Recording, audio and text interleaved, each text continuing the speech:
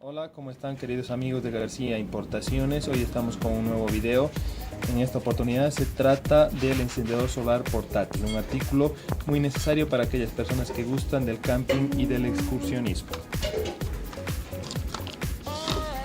Como pueden ver, el artículo viene así y es acá donde tenemos que poner la ñesca, ¿no? En este caso, para que pueda encenderse. Vamos a hacer una pequeña demostración de cómo es que deben utilizar este artículo. En este caso lo vamos a hacer con un cigarro. Ahí ahora van a poder ver. Vamos a acercar hacia el sol.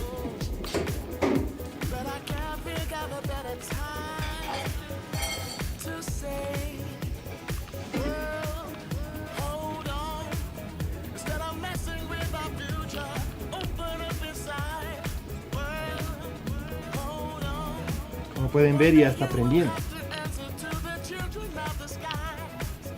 Y es así como hacemos nuestra fogata. Prácticamente trabaja como un concentrador solar. Ahora vamos a hacer con un pedazo de papel normal, para que vean que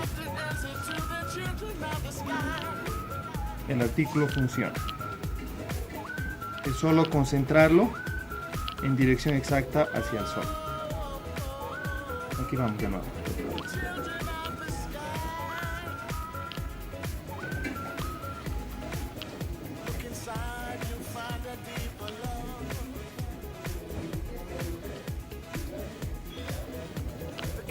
Como pueden ver, es solamente hallar el foco, poner en el ángulo correcto y este se encarga del resto. Un artículo muy necesario que lo pueden encontrar en García Importaciones.